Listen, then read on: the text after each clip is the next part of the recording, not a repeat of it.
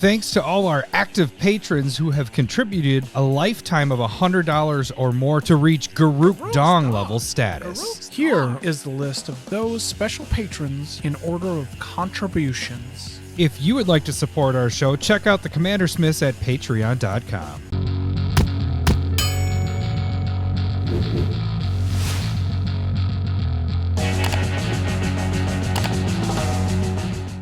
Welcome to the CommanderSmiths. We are the CommanderSmiths. I'm Adam Smith. And I'm Lowery Smith. Don't worry. We're cousins. This is episode 217. Man, we had a clean open there. That was... I'm proud of us there, It Lowery. only took 217 episodes to get there. I maybe shouldn't have pointed it out. Like, that was just, it was so clean. Next week's a fuck up. Yeah. You know what's going to happen is my camera, because the whole fucking time we've been pre-doing this, my camera kept cutting out. And Yep, that was about 20 minutes of technical difficulties on your end because I have a new computer. Good for you. That is good for you, though, because it does look freaking fantastic. That is a crisp picture you got going on there. That's a webcam, the C920 from Logitech. And I've had that. Oh, good for you. I've had that for like a year and a half. I just haven't been able to use it because my old computer would not really work with it very well. So did you, when you were doing the spotlight stuff in Switcheroo, what were you using that webcam? It was this one. Yeah, it was that one. Okay. Yep. And But then you like, used that again this week for that, right? You did spotlight. Yeah. Yep. And I think with the old computer, it was just like so much for it. It was like, fuck you. And that's what happened 2 weeks ago when you were trying to go. Yep. You're like, Yep. fuck it, guys, can't do this. And now the new computer can kind of just run everything. Like I have How's the it Secret feel Lair website going up right now, and it's not bogging the computer down at all. Because I know. Before you would pull up your phone to like go through stuff just so your computer wouldn't crash. It's a different experience. I'm smiling. Welcome to 2022. 22. 22. More importantly, it's a special day today. It's somebody's birthday today. Yeah, that guy. Yours is in like a month. Yep, but what'd you do for your special day there, buddy? I didn't get you any magic cards because I didn't get to see you, okay. but yeah, no, that's okay.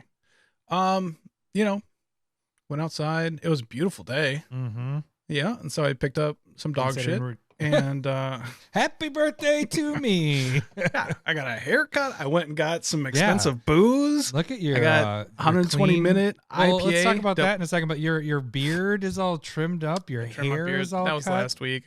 Haircut was today. I mean, it's just all of it coming together. Look at this. I'm a new man. I even trimmed the unibrow part. What? I know, right? You're like getting ready for SmithCon 2022. God, I can't say 22. 2022. I'm seriously, I'm only a beer in on mine. Yep. So you got a special beer. What is yours though? Yours is it's a 120-minute double IPA from Dogfish Head. It's very expensive. It's so it was like for the 4-pack, it was like $45, and I was like, I'm gonna treat myself. Treat yourself. Yeah. And it's then afterwards I asked my buddy Bukaki, and I Bukaki? That guy, yeah. And he was like, it's very boozy. And it is. It's very boozy. We might have a drunk Lowery by the end. Yeah, I'm not going to say that it's good, but it's boozy. And if I get fucked up, then it's probably worth it. Well, it's your birthday. I don't really care about my birthday. But well, I appreciate people wanting me to like it. So. Did you like Cindy's happy birthday wish to you on Twitter or on Facebook? Text message? Oh, text message. Yeah. Because your bit is what you always do for everybody's. It's just HBD. HBD is what she did. It definitely HBD, sounds like venereal disease when I say it like that. She did HBD FC, I think, or from Cindy or something. How much? She wrote something else. What you got? You got your phone there. And then I responded with a TY. Thank you. If that's what we're doing. Just got to shorten it up. What was hers? I know you're looking it up. But yeah, while you're looking up, I am drinking a from HBD L. Oh, for Larry. All right. I'm drinking Summit Brewing Great Northern Porter. It is a warm, roasty, dark beer, rich in flavor. It's just a good beer. Sounds solid. Yeah, sounds pretty good. I had to get away from the whiskey this week because whiskey last week, because of alcoholism, it kicked my ass. We got done with the cast and then we talked for like another hour and a half, and then by the time I went to bed, I was like ham bone. I'm like, what the fuck happened? So anything happened? Oh, you got some games in this week again. You're doing some in real life games like crazy all of a sudden. So you went and played. I had a friend from high school. He kind of reached out. He has been for like the last 3 years. And finally I was like, you know what? Yeah, I can make that. And so, I mean, I've just been, we had the discussion on just like, I don't know, kind of depression and like being really tired all the time. Like I've been that way since Lowery was like 6 months old, if not before that. And I've been taking like vitamin D and it's helps me a ton. And so finally I was like, you know what? I think I can make that. And, he invited me out to his buddy Buck's place, my buddy Matt. I hadn't seen him since high school. So like, wait, does Buck like to, I don't know. Does he like to? That was not a question I asked. And it's none of my business. To duck I'm sure hunt. He does. I'm sure he does as well. I haven't met a buck before, so I just, Yeah, like, he might be my first buck as well. That sounds weird. What else did you do on Friday night, Lowery? I went home. Oh, you were tired after that, Buck. Oh boy. So yeah, I got some good game. We got 3 games in. I was worried. I didn't, it's always weird when you're going into like a new setting under like not sure where the power level is or anything. Right. How do you handle that? Like I don't normally play outside of our group or people I know. Yeah. For Commander, like other things, pre-release stuff, that's all its own thing. But Commander, I don't ever bring my Commander decks to a LGS when I do the pre-releases, so I don't really get to experience. So how do you start with that? Do you do a deck that's more like takes time to build but then can go crazy, or do you build like I'm curious. Well, I've been chit-chatting with Matt for a while, and like I know, or knew that some of their stuff is pretty high power. They have powerful cards, and I didn't see too many tutors, but I don't think they're adverse to it.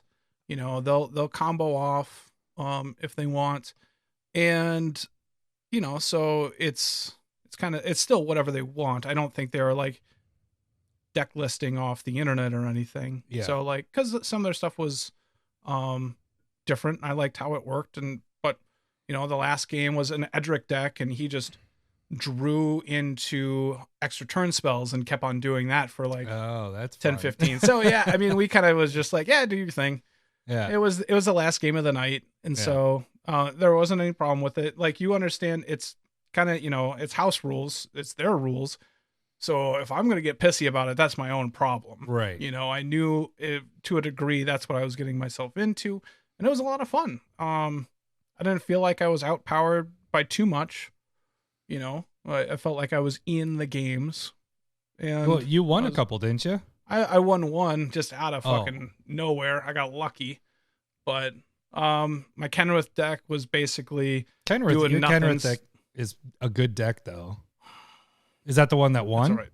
Yeah. So it kind of spun its wheel for a while, and then I played a Mirari's Wake, and then I was able to like basically drain him, the Krenko player who had just beat the other 2 players. So I drained him for like 50 when I didn't need to. Holy shit. Yeah. So it just kind of worked out that way, like timing wise. So if I hadn't, he would have beat me. Okay. So yeah, it was right there, neck and neck. It was good. They were good Sweet. games. So I appreciate it. Thanks for having me out, Buck. I know him and Matt periodically listen. So I heard they don't like the robe. That was, That's their opinion, and that's okay. Well, it's the wrong opinion, is what that. It's a bit. It's okay to have the wrong opinion. I mean, the robe is. It helps my personality come out a little bit. You know, it helps with our photo shoots. For me to make thumbnails, it's really sexy to have a tiger skin, and you should see all the sexy poses Lowery has that I get to look at daily. The nice thing about having the robe, whatever I'm using, is that I don't have to switch out my shirts for every other pose to make it look like they're different times. I just have the robe all the time. That is true, because I have to on mine I have like 3 different shirts I tried on and did different the same ones over and over. You know, we're professional here. We are 13 minutes into this. What are we actually doing today on this podcast? What is our topic for today? There are a bunch of secret layers. What? SuperDrop, summer SuperDrop. Is that what this is? We're in the summer. Yeah, it's a SuperDrop. You ready? Okay. You ready for the new button? Oh, Secret Lair breakpoint. I added more. It's a secret.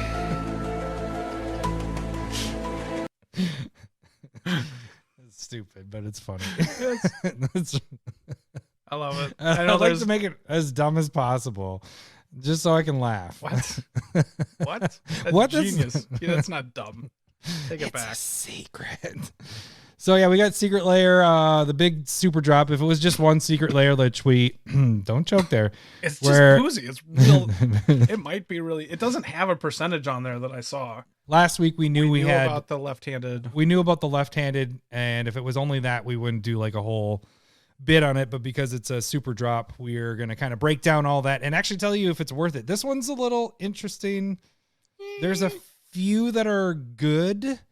There's some really cool ones in here, but is it really worth it? Yeah, we'll kind of go over those numbers and let you guys know on that. There's also a couple we got breakpoint videos we'll talk about too.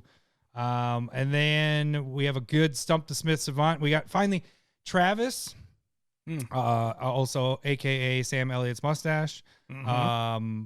He was the second longest request. Okay. Or entry.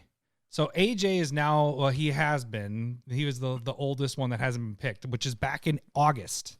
Okay. That's how many of these he's at least played a couple times too, though.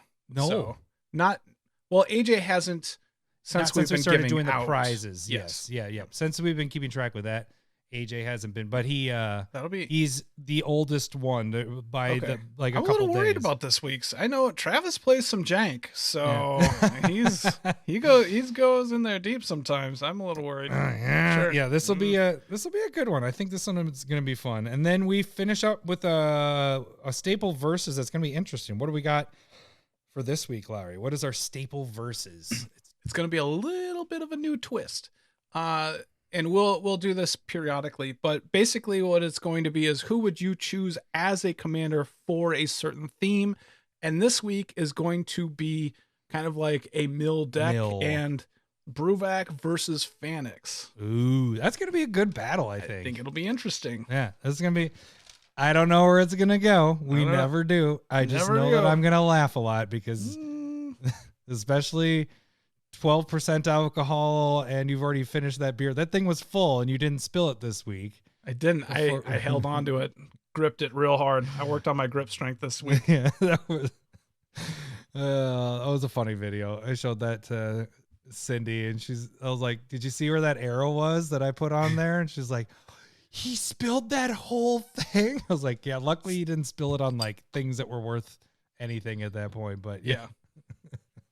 Well, if you guys don't know what I'm talking about, that is probably linked in the video if you're watching YouTube. But if you haven't, you guys should check out the video of Lowery spilling the beer. It's it's only a minute long. It's not even that long. It's only like 26 seconds long. It's our only video that does not have any sort of magic content. Yeah. And it's our best short to date. It is. It is so true. So here's the funny thing about the stats of that. I haven't even discussed this with you yet. So that thing just went crazy and we got a ton of subs off of it. And then we lost a lot of subs once they realized it was magic. So we got like a shit ton of subs, and then it was like, oh, this is a magic fucking channel. Never mind. It went back down. We still have still probably the most subs we've gotten off of one.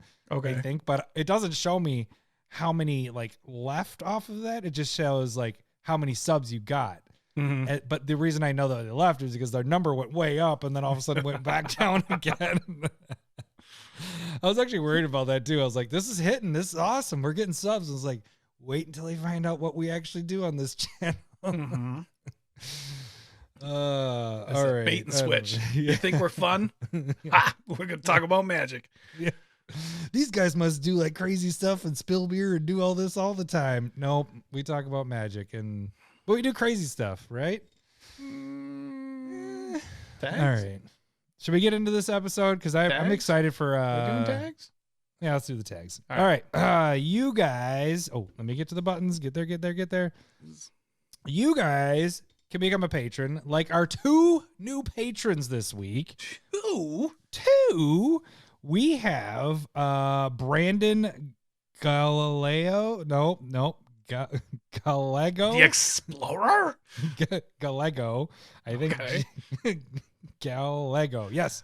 And Jason Cooley. Welcome to a meat forest. That sounds like a fairy tale of a meat forest. You guys can donate $1 or more, and that'll get you in to the Discord, get you to become a patron. I also do want to say a special thank you to a new Garukdong inductee, which was Lake Allen made it into as our new inductee this month. Yeah. So his name has been added to the Garukdong force. There's a lot of smegma. No. Yeah. Unless you like that, that's fine too. There's nothing wrong with liking smegma. That's who had us saying smegma as the topic of the week this week. I'm assuming that they are putting money down on puke or poop, and boom, we blew it out of the water. It was smegma. That was the bingo card. Yep. So where was I going with that? Oh yeah, so the $100 more patrons, you guys get your name as a shout out on the YouTube. So Lake Allen, you have been added to that list there. Thank you very much. Again, $1 more gets you into the Discord. You can just chat there, play games with us. Speaking of games this week, we are going to probably try to play a Discord game, which we will record live and put on YouTube. So you guys can join us there as well. $5 or more gets you proxies each month, and you could get foils for each level tier you're at with that. The free way to support the show. Now, this is the biggest. Like, if you don't have the money, I mean, we love it. The financial part, it helps us upgrade everything and pay for everything and do all that fun stuff. But if you can't do that, just go to YouTube and check out subscribe. That's the first thing you do. The other big thing here is, so the video that we were just talking about, that the short that went crazy, if even a 10th of our subs on YouTube watched the shorts when we put them out and then just took a minute out of your time and were like, all right, I'll watch that, and gave it a like, they would all go fucking nuts because there's an algorithm thing. So like as soon as it goes for just a minute of your time, just a minute, and a like, you could help support the CommanderSmiths. It's totally true though, because we have a lot of you guys. We have a lot of subs on there, and if you guys just, it's not like homework, but it would help if you guys would watch and like it, because then they'll go viral. It's fun. It's good. Okay, so that's what you got to do. You go on there, check out those videos. Yeah. And it helps spread. Actually, that's the biggest thing. Just kind of pulling back the curtains a little bit. Those ones, especially the ones that are magic related, like curated MTG, which is twice a week. If those go hit the shorts, we call it the shorts feed, we typically get a couple subs from that, and they stay on because it's magic related. Now, the one where just Lowery spilling his beer, the reason why those subs didn't necessarily stay on is because it had nothing to do with magic, and it just had to deal with us being klutzes. So when you guys watch those videos and like them, just that helps us out, because that helps get the word out of the CommanderSmiths. So anyways, curated MTG, like I said, that is twice a week. What was Monday's curated MTG? It was a blue enchantment called Ominous Seas, and you get to put a foreshadow counter on it every time you draw a card. And once you hit 8 or more, you can remove, which is nice because normally from it. A lot of times those are like remove 8 counters and sacrifice this and make a 8/8 or whatever. And that is remove 8/8 or 8 counters, make an 8/8. Make an 8/8. You can keep putting more on there the more you draw. Or if you don't even want it, doesn't have cycling on it as well. Yes. So you can cycle it out if you're just like, well, I got this late game. There's no way I'm getting fucking 8 counters at this point. Let's just get rid of it. So there's tons of decks that just draw you a shit ton of cards. And it's basically a 2 mana, wait around for a turn or two and get an 8/8. And then a turn or two later, get an 8/8. And this is, you could do that at instant speed too. You don't have to do it during your turn. You can wait all the way around until right before your turn and then boom.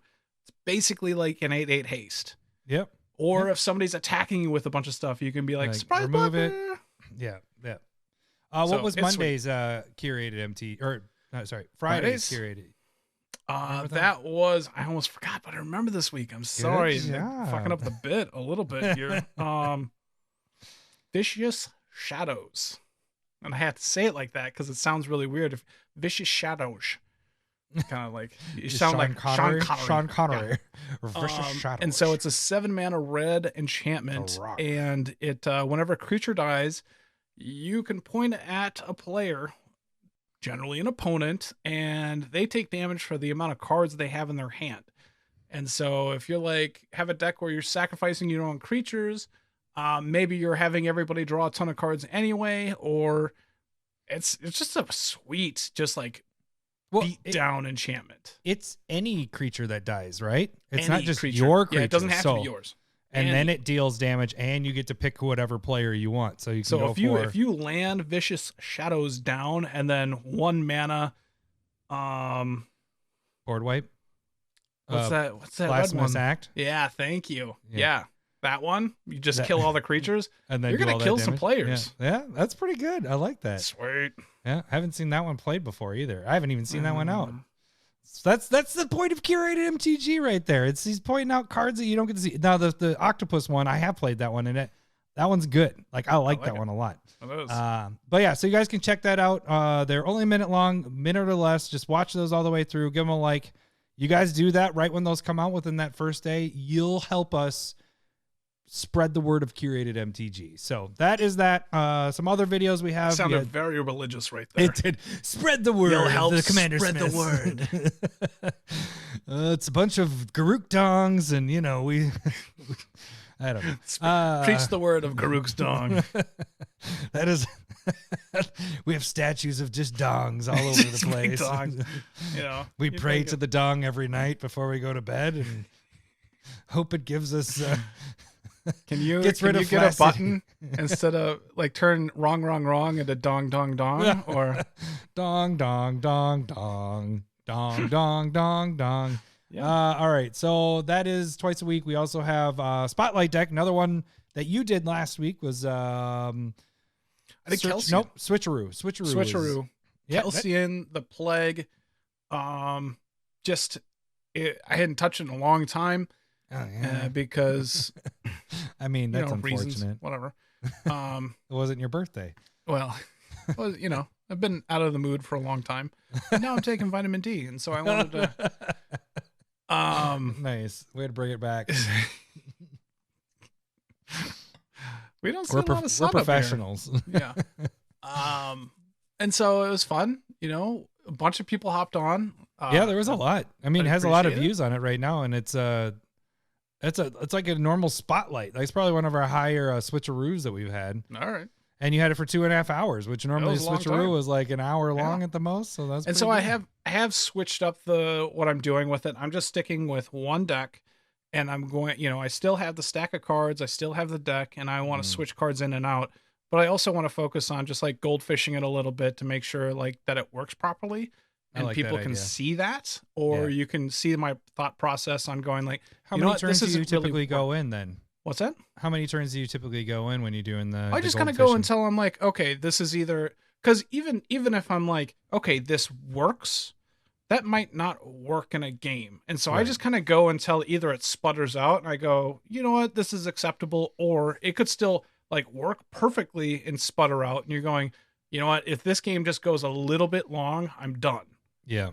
And so like you're able to, you know, it just depends on how it is. Like, am I actually going to win before I sputter out, or do I ever sputter out and that never happens? Or, you know, just learning how long your deck can go is important in my opinion. Because sometimes we're still talking about Magic at this point, right? Yes. Okay.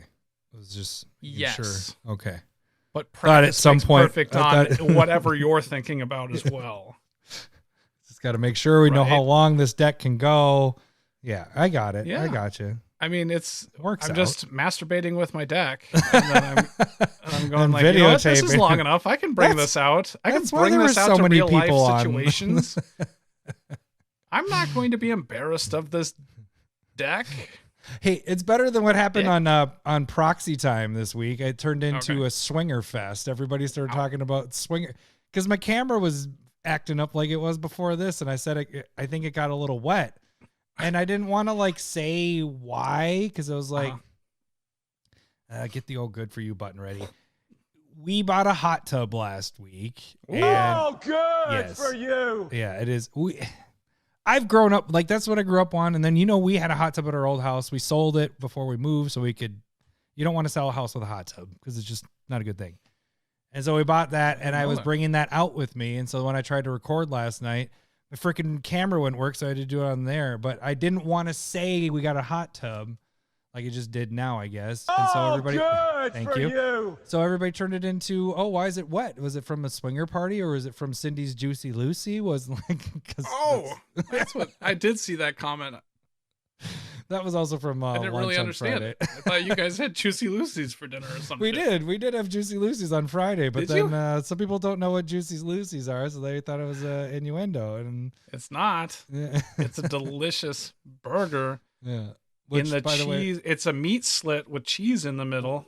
A what? A meat slit? A meat slit. It's a meat pocket. Oh. No wonder we're. It's a meat pocket. That's what it's a meat pocket with cheese in the middle.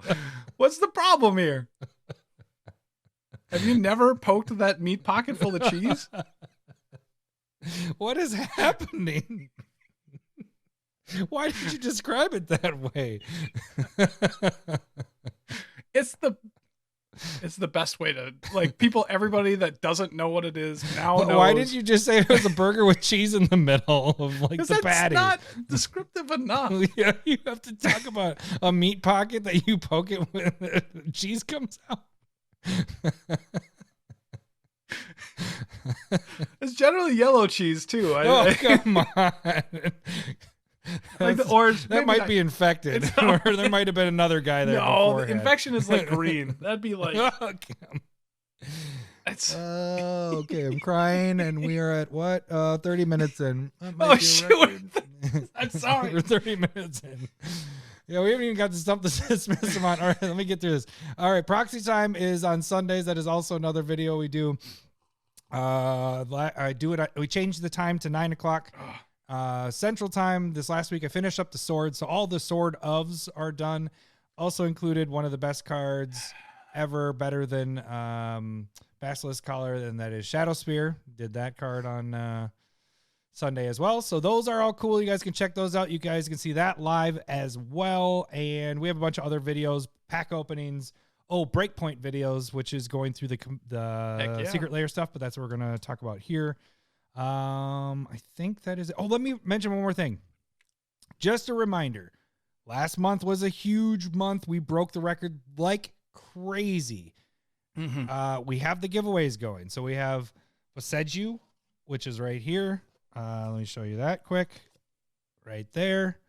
Get the glare out of there. So that is for everybody on Twitter. All you have to do on that is you like, follow, and retweet the original post, which we keep reposting it after the podcast. Mm-hmm. And you get a chance to win that at the end of the month. We'll really on May, or the May episode, we'll do a drawing.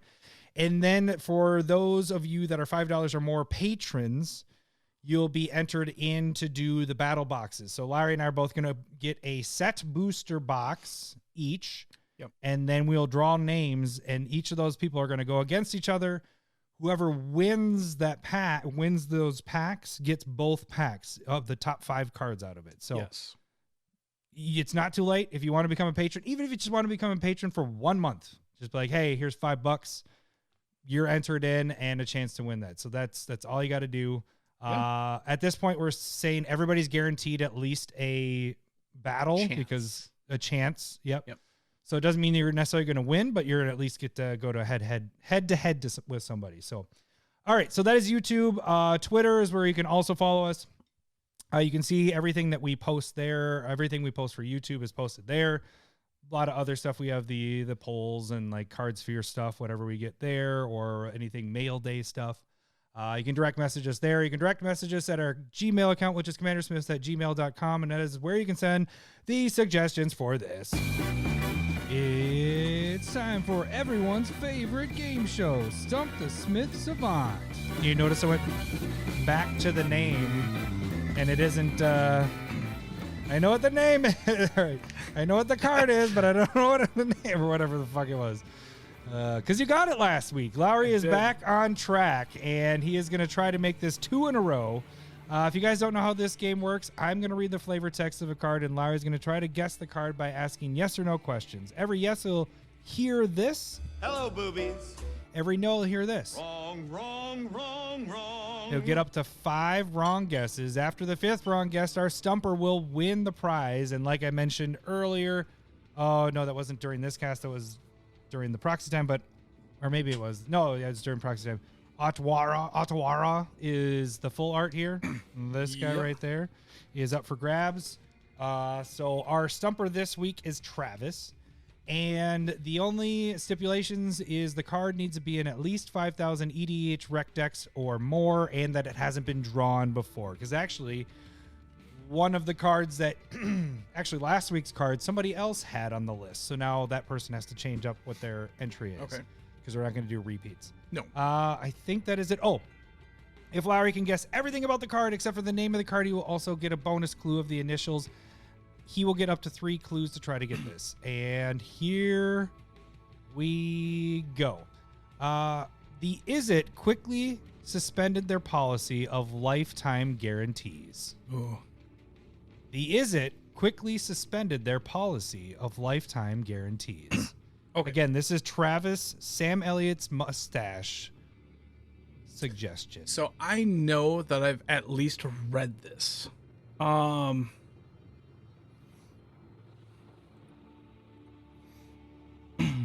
So Izzet would put it down to Ravnica blocks, one of the 3 different ones of them. My initial guess is Vandal Blast. But okay, so we know this is down to probably a red or a blue card. It's in Ravnica. Let's verify that. Is this in a Ravnica set of some type? Out of the 9. Hello, boobies. That's fine. Okay. Is it red and or blue? Wrong, wrong, wrong. It is not red and or blue. And I'm talking color identity, not just color. Yep. Okay. Huh. Which I do need to get you in the practice of saying that, but that's Yes. okay. Yes, please. Yeah.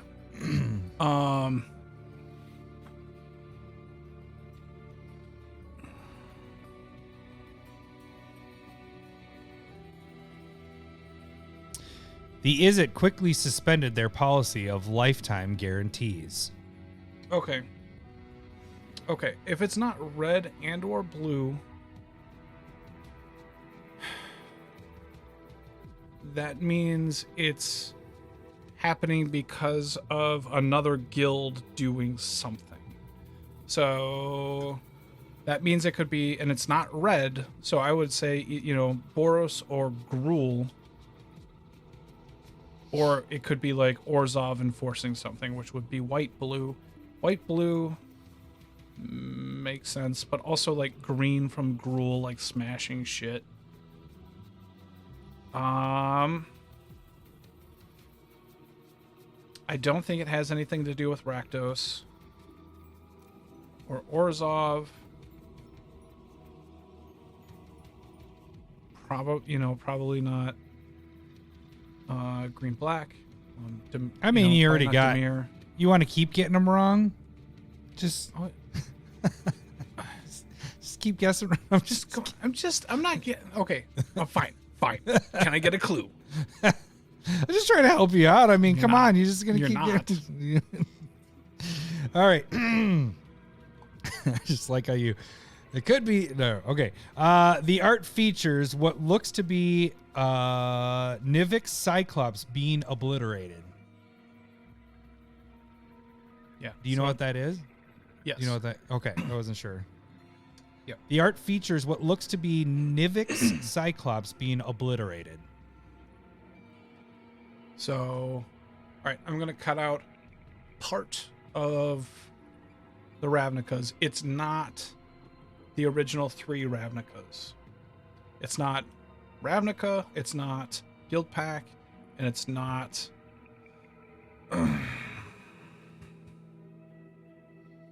The other one.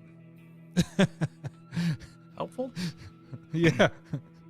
I think this one it's from the latter 6. So it's episode 3, 4, 5, 6, 7, or 8. Are we talking Star Wars now? I don't know. No, it's episode 4, 5, 6, 7, 8, 9. There we go. Okay. It's still something smashing. Still makes it feel like it could have been red, but more than likely green. Blue one smash. Black is unlikely to use like maybe those words. Is this card green color identity? Hello, boobies. Okay, so more than likely it's a Gruul card. It's in over 5,000 decks. Green. Something green crushing a Nivix Cyclops. And so it's more than like... I mean, they're creature heavy. And so could it be... I'll take a second clue, please. The text features something you and I would like on every card and destruction of a certain cost. Destruction of a certain cost. I don't know if that means anything to me. Text features something you and I would like on every card and destruction of a certain cost. So it probably says draw a card.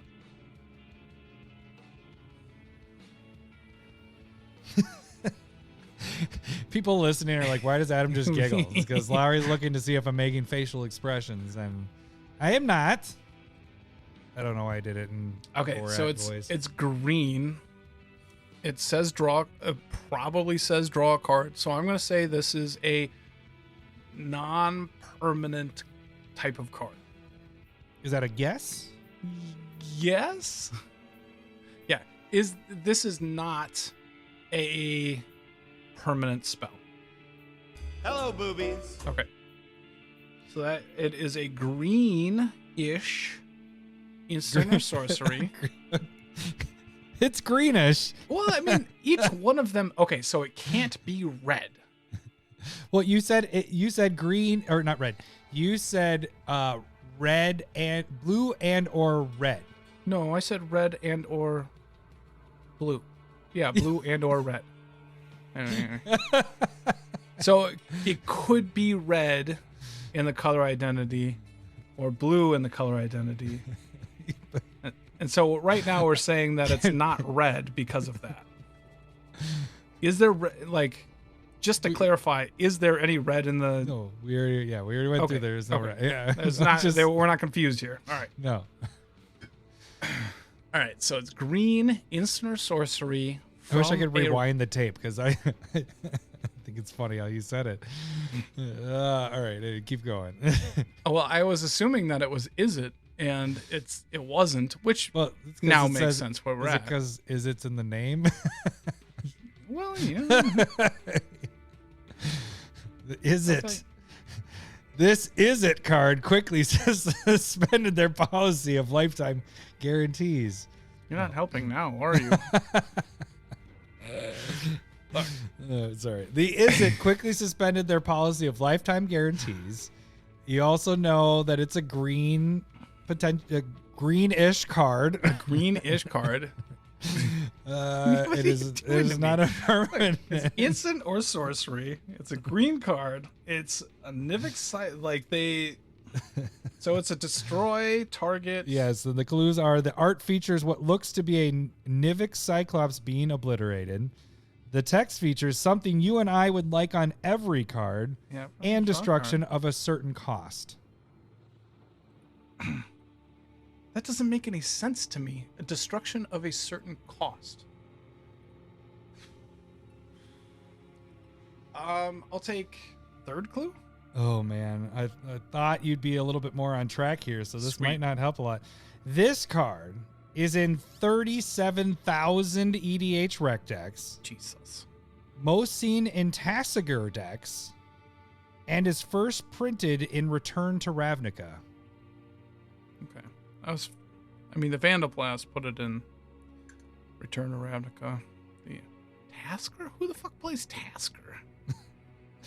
30. It's in 30,000 decks, and it's 37,000. And it's decks. mostly played in Tasigur. It is. What? I'm gonna have to do an explaining after this a little bit because there's some difficult. I'll tell you. I'll give you one thing. That is the most in a single commander, whereas before or all the other ones before it are partners. So I don't want to have to give you two different.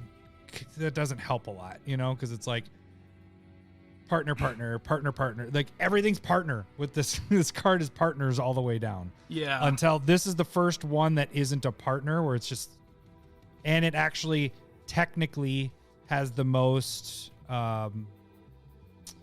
decks using it. I think because Tasigur is older, so it's used in more decks. You know what I'm saying? Mm-hmm. But percentage-wise, EDH Rec breaks down the deck percentages. This is lower than all the partner ones. So. Hmm.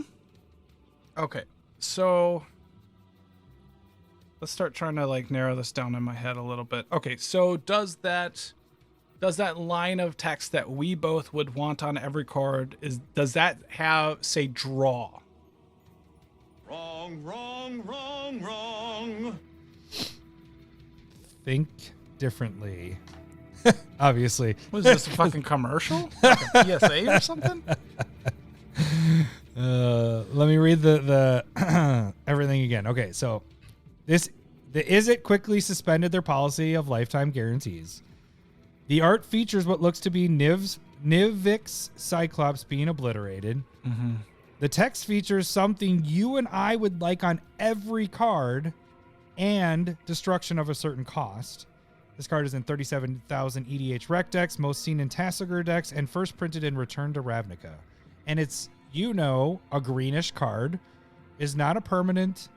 And was there anything else that you established? I think that's about it. I don't know. Was there?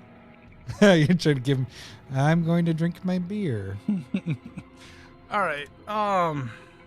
It's not a red card. Or a blue card. Definitely green. And I have one wrong? Two wrong now. Because you asked about that last the draw. Okay. Yeah.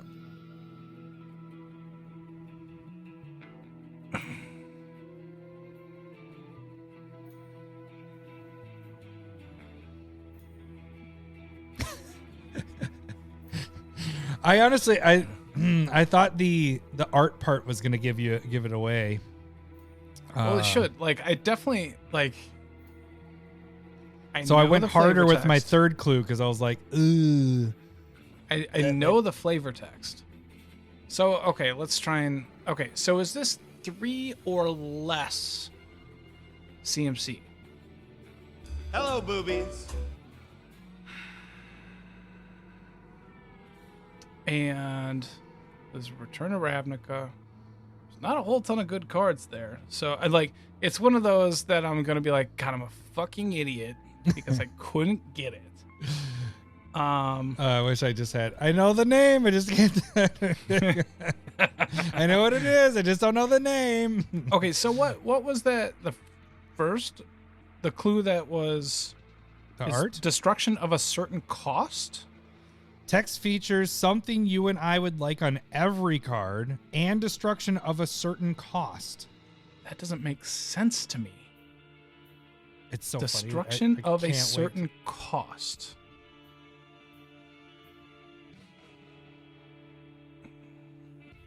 I feel like if I can piece that part together, like, so are we saying, what are we saying here? What about the first part? The text features something you and I would like on every card. Yeah, like a Valentine's letter? I don't know. I don't want to walk you through it. No. Okay. What I already said I want like cantrip on every card. What else would I want? What would you and I like want on every card? Think of our I can't say anything. I got to give Think of something that I would really want. But you and I, like both of us, like we would this is what we'd want on every card. And I don't even really know. Want this on every card.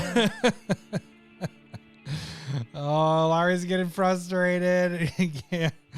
It sucks because you're not even like in the ballpark, but it's so funny. I can't wait to tell you what this card is or have you guess it or have like the funny thing is sometimes it just clicks in your head.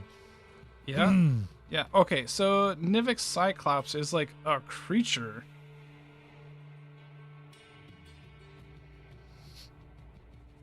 Okay. Is this destroying? Can this? No, it can't destroy. And then it has to be. Okay. So does this? Text features something you and I would like on every card and destruction of a certain cost. Destruction of a certain cost. That doesn't make any sense.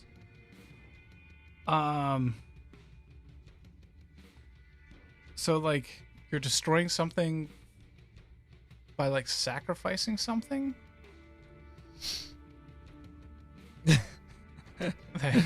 Oh man, and 37,000 EDH reg tags. Yeah. Okay, let's just start thinking of good cards. Return to Ravnica was first seen. It was in Tassiger decks. No, it can't be a charm. It's so it could be green, white, or green, black. Tassiger decks. I'm gonna help you a little bit because I'm gonna make it so that you can figure like. Yeah, Tasker plays from the graveyard. But like what color is Tassiger? That's what I'm trying to help you out. When I give you that most seen in a deck, that means that it's the colors are given to you if you know what that color of that deck is. Not the color. It's not saying that like it could be one or more of those colors is what I'm trying to say. Well, it's green and or black. It can't be blue. So it's green, black. So that's where I'm trying to help you because you were saying white, and I'm like, Tassiger does not work with white because Tassiger is that's. I got it. Yeah. So that I got it. That's kind of a newer thing where I'm adding the decks in there. It's abrupt decay. Hello, boobies. You got it. Oh, where the fuck did that come from? Jesus Christ. What the hell, dude? I don't know. Like, you were so not even, I'm like, fuck, he's not even there. He's not even close. And then all of a sudden you're just like, I pull it out of my ass. How the fuck did you pull it out of your ass? I don't know. You just pulled up, you went on EDH Rec right now and you're like, Tassiger. just because my computer can handle that now doesn't mean that I'm used to doing that. Can I back this up? You said to me, you go, is this 3 or less casting cost? Which is exactly what it says. Destroy a non-land permanent with converted mana cost 3 or less. So that's the destroy the cost. You went with cost is in sacrificing something. And then do you get the first part of what I said, that a text that features something you and I would want on every Can't be card? countered. Yeah. But that didn't even come into my head. I know, and I like want to walk you through. I'm like, what is our bit? And I'm like, no, I can't get that. But then once you started saying like white cards, I was like, okay, no, he's not listening to the Tassiger part. No, I was getting there. I was working my way through it, just kind of going like, okay, it's probably not green white. Like I started working my way through the charms and just going like, okay, it can't be, I know it's not green blue, it's not going to be green white because that's a centaur on it, and then green black has like this frog fungus dude on it.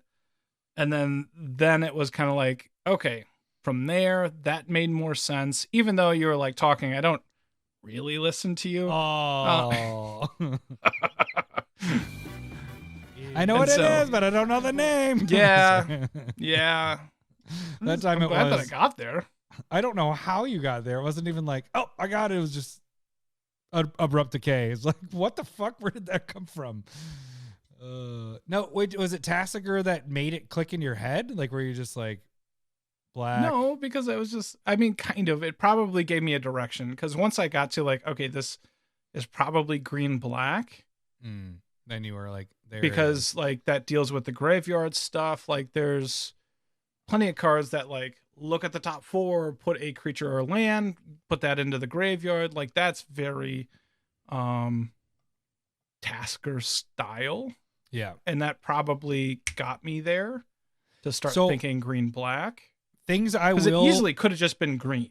I will jump back and point things out. Like I'm pretty sure when your first question that you got wrong was, is it blue or red and or blue? Like you said both colors. And so then later you were focused on just red. And I was like, no, but you said blue and red. I'm pretty sure you did, but I have to rewind. I did say tape. blue and red. Yeah. But I was just kind of going, like, I was trying to get that out of my head because it felt like a you kept really saying cruel thing. Yeah, you kept going to blue, and I'm like, you said earlier it was blue or red, and I said you were wrong. So you should have those out of there. So I will jump back to try to help you with things that you should already know at that point, and that's why I jumped in on Tassiger, because then you were starting to say white cards, and I was like, Tassiger, think of Tassiger, and I'm not going to tell you what Tassiger's colors are. I'm just hoping that you know is what it is, and then boom, from there. It was a good one, Travis. It was a good one. So give us an abrupt decay, sign it. No, I'm just kidding. Those are expensive. Sign a land. Sign a land, Travis. I do want something signed from you, buddy. That'd be awesome if you could send that to us. Land for each of us, so we can put those on the walls. Over there's my wall. Lowery's going to set his walls right behind him over his left shoulder. That's your left, right? Yeah, that is my left. Yeah. So yeah, you guys can send those in. Just send it to our email. Stump the Smith Savants on it. Lowery won't read it, and that's how you get entered in. We are in week. Sorry, that is a beer bubble right there.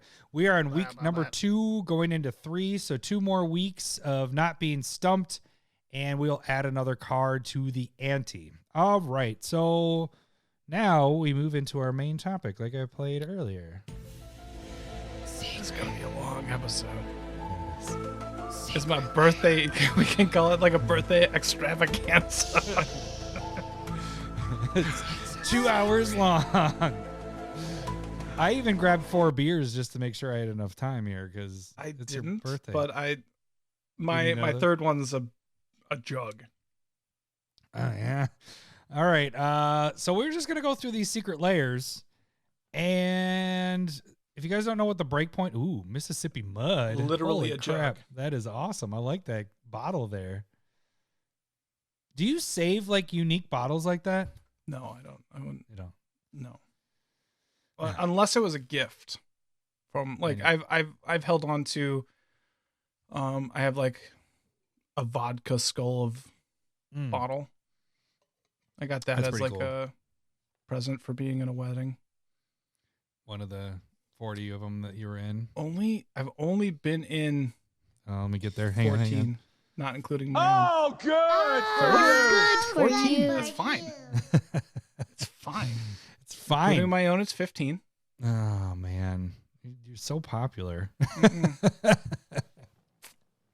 There's only like 14, 15 people that like me, so Wah, wah, wah. no, that's Oh, good. Yeah. For you. Yeah. That's 14, 15 people more that like me. I'm worried about this. I haven't had this in a decade, so we'll see how Ruh-roh. that goes. You're gonna drink it out of the jug too? Bum jugging it right there. All right.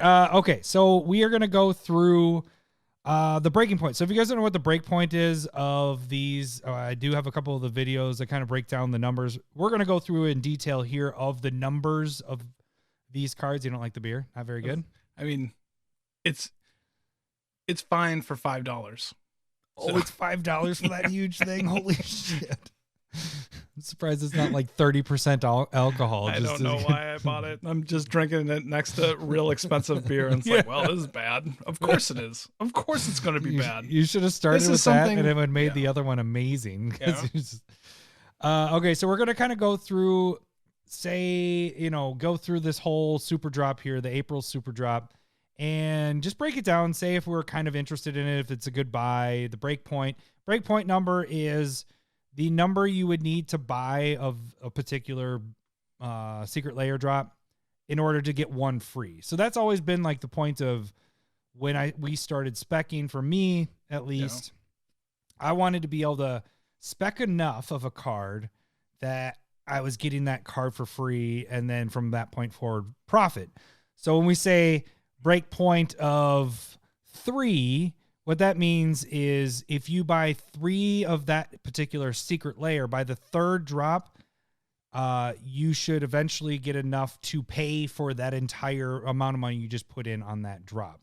Now, it doesn't mean like right when this drop happens. You guys always have to understand that when this drop comes out and when everybody gets it in the mail, the prices tank. And then in about 10 to 16 months after they've been out, like delivered, they go up to kind of these numbers that we're going to be talking about. Now, some of these we're going to be a little more like, this only has 1 printing or 2 printings, never a foil. So that's kind of a judgment call. And we'll just kind of give our opinions on that. So why don't you get us started, Lowery? Let's work our way through this and kind of give you guys an idea of if you guys should jump in on this super drop or which ones to jump in on. All right. So the first one we're going to talk about is Showcase Streets of New Capenna Gilded Foil Edition. And this is going to have 3 cards in it, and it is 3 biggins. It is the 4 color commanders, but only 3 of them, which kind of pisses me off. Which is weird because it should have been the other 2, but it's Atraxa, Bray, and Yidris, which is awesome. Very sweet. The foil is running like gilded foil means something, but this is $50 right now. Yeah, they don't have a non-foil, so it's the only way. You can't get this in non-foil. I think it's trying to do the same thing that they were doing in, isn't it New Capenna stuff? Let's see, where does it say the ink stuff? Bit of a foil treatment. I'm guessing it's the gold parts. The border. The borders are going to be in the gold. So it's going to be kind of like an etch in a way, but Atraxa art, fantastic. I like this a lot. Bray art, awesome. It's our different art for Bray, right? Because the other Brayas are all the same. And then Yidris is different as well. Okay, so here's the interesting thing about this one. This is probably one of the most attractive ones for most people, right? Yeah. I like this one a lot. Atraxa is 40 plus. Like that's what it is. It's at 43 for a foil, for like foils. Brea's at 8. Yidris is at 10. But here's the thing. Bray hasn't had like a special treatment. I think Brea's going to be higher. To be honest with you, I think Bray within 16 months is going to be a $20 card. I think Atraxa. Yeah, I can see that. Let's go to Double Masters. Double Masters Atraxas. If you get the full art one, the non-foil is 80. The foil is 144. So does that one compare? Like, how does that feel in comparison to Double Masters? Do you like this one better or do you like the full art? it'd be interesting to see how these turn out, you know? Well, I'm going to like this one more because I'm going to have it.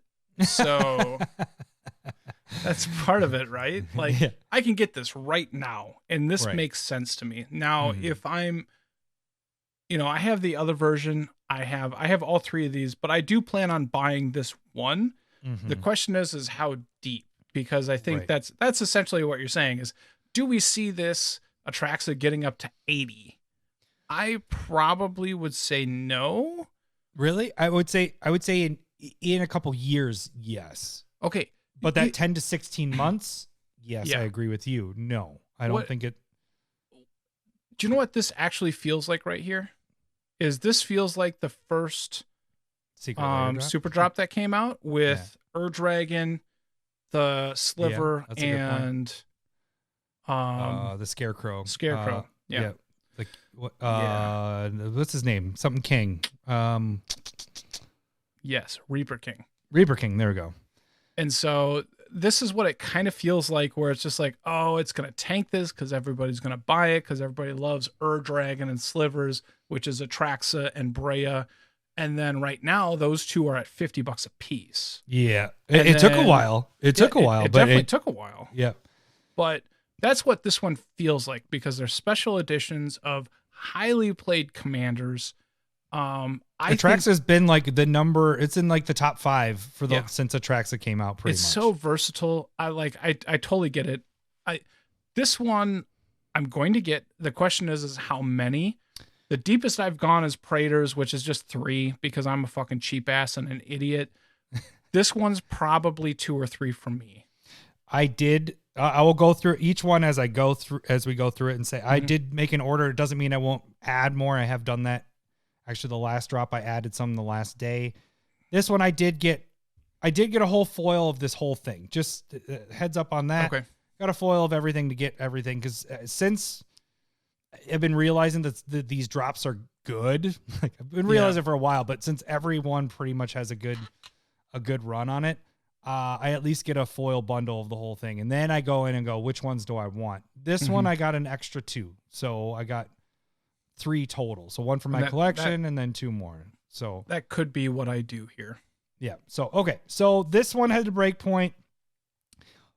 It doesn't have the greatest break point. It is at, let's see. So it was at $8. You're making $8 profit. If you go buy the $43 for Atraxa foil, it only gives you a profit of $8 afterwards. But what we're saying is, I think Brea is going to be at least a $20 plus card.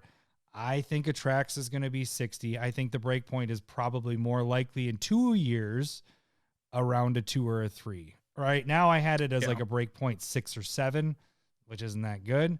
But realistically, putting emotions into this and actually knowing how the market works and how Atraxa is, this might become the main Atraxa to get. The main like it's almost like attraction. Yeah. I don't have that button. I have this. Dad jokes. And I didn't even mean to do that. So I think this one's because a really you're good one. A dad. Yeah. But yeah, let's move on to the next one because we're already over an hour and it's your birthday. Okay. Special guest Matt Jukes. And so this is some blurry bullshit art. Land. No, sorry. This is the what are they even called anymore? But okay, so it's weren't you saying they were check lands? Yeah, they're check lands. Yeah, Thank check you. lands. They come into play. They check if you have one or the other of a type of land, so Glacial Fortress, which is looking for an island or a plains, and if you have one of those, it comes in on play untapped. You have Drowned Catacomb, Dragon Skull Summit. I'm starting to slur a little bit. Sorry. And then you have Rootbound Crag and Sun Petal Grove, which is, so you have white, blue, black, red, red, green, green, white. So you have the original checklands. In like watercolor paint art. Yes. Like I I'm not saying it's bad, but when I saw it, I was like, well, I could have done something like this, and why? If you were a 5-year-old on crack, 5-year-old on crack. No, but you know what I'm saying? Like, no, it's like, I think this would be. It's not my style, right? And they look like I think a lot of people in the Discord said it too, and I mistakenly thought they were basics. I skipped right over these and didn't realize right away that they weren't basics. Okay, hold on. To me, if these were basics, would they be more attractive? Yes. Interesting. That's interesting. They would though, because then you'd want a set of the. That'd be kind of cool to have it that way. But because I don't play with these. Like I don't play with those lands. Yeah. That's the part. But I think a lot of budget players do, and they're roughly $5 to $8 a piece, right?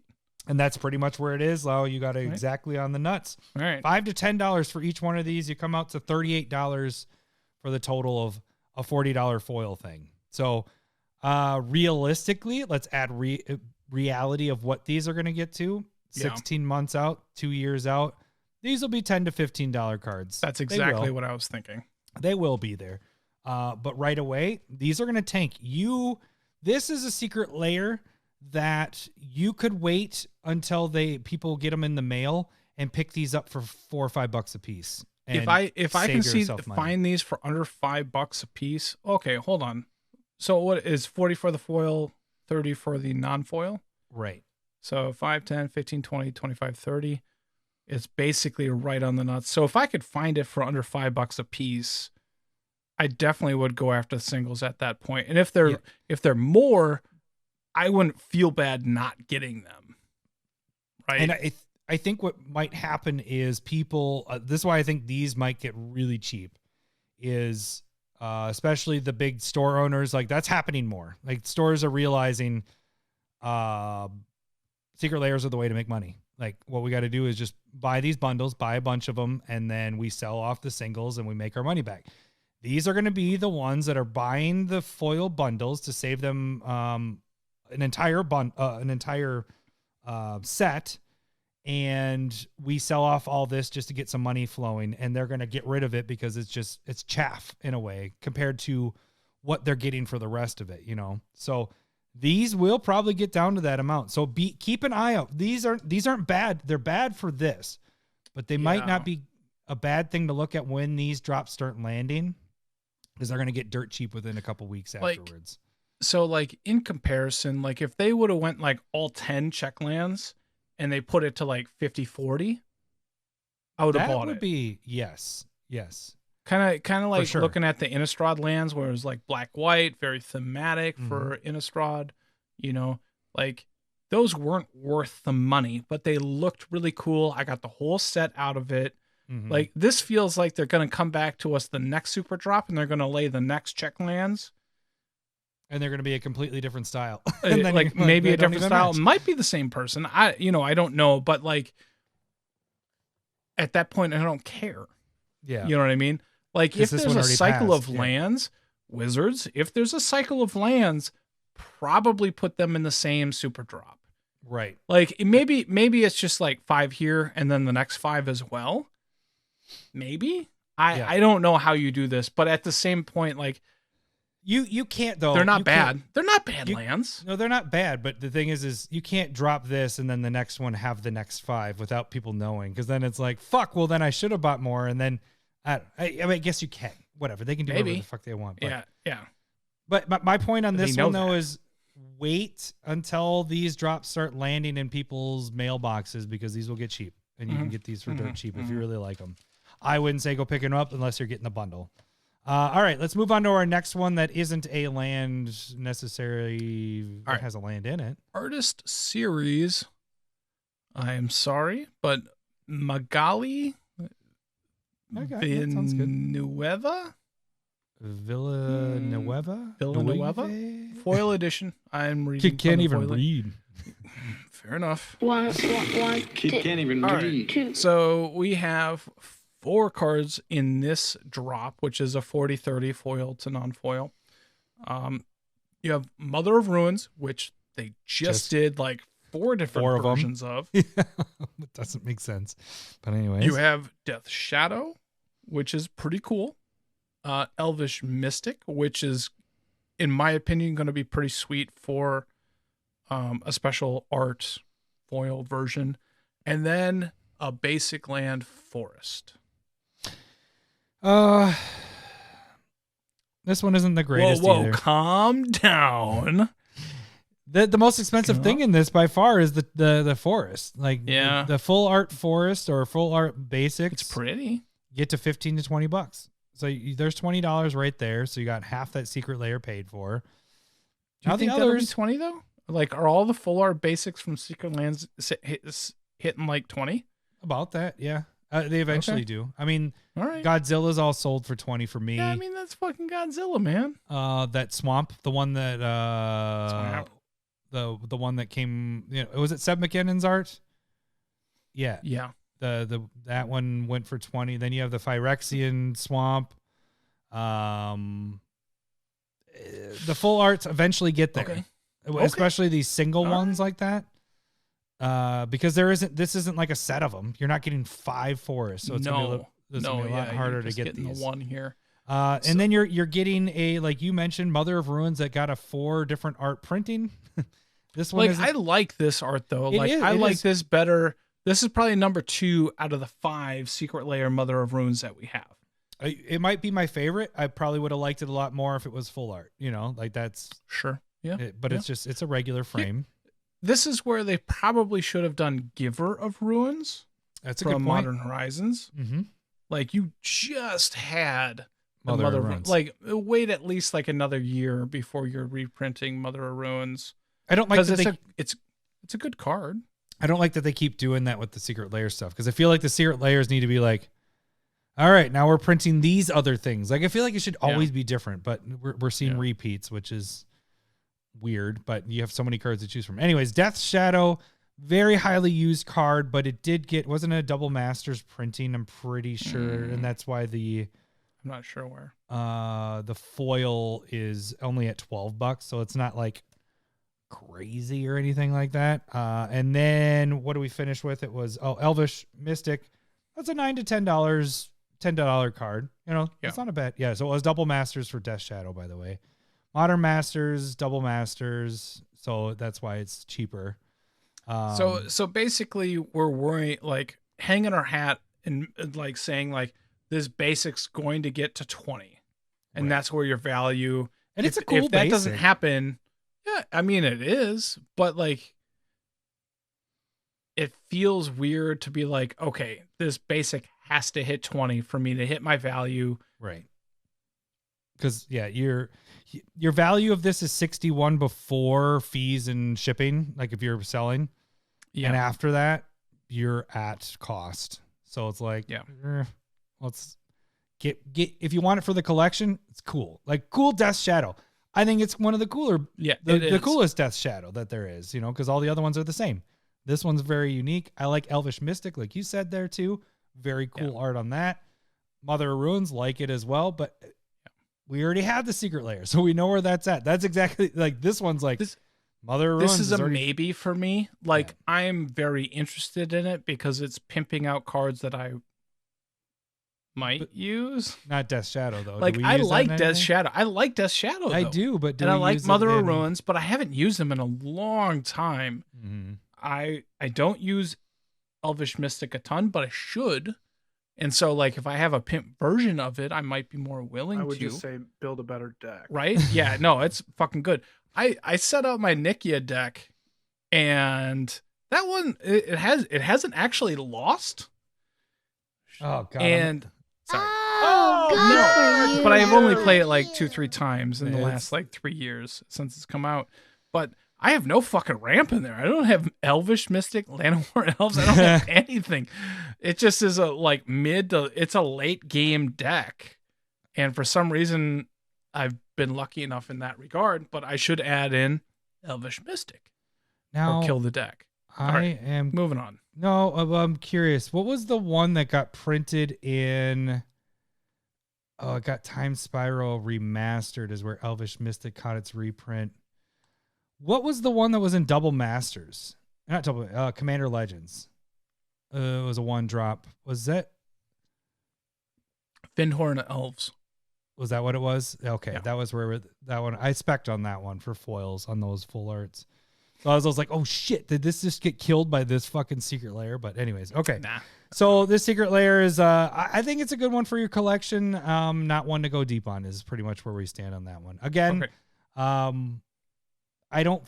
You may be able to at the beginning pick up the forest for under 10 right when it gets dropped. These are one of those that look for it when it gets dropped, but the value just isn't crazy there.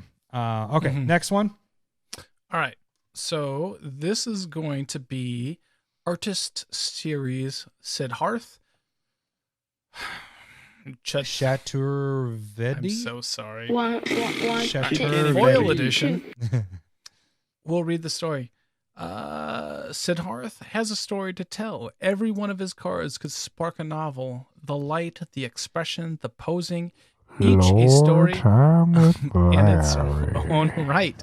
When we asked Sidharth if he would honor us with an artist series, he asked if his 4 cards could tell a story. They tell a journey filled with grief, struggle, and success. Sidharth had even helped us craft the flavor text to make sure his story was properly told. There may be several interpretations of Sidharth's story, but all can agree on one thing. These cards feature gorgeous art that make each retelling a story. Lord, No, I just read that to make sure that we can understand why some of these card choices were there. Because it's telling a story. Let's start off with the worst one. Okay. Nomad Outpost. I would have been really happy if you would have started with Island, but you didn't do it. Let's start off with the worst one. That's also there. Island. Okay. No, Nomad Outpost comes into play tapped, and then it's red, white, black. Like,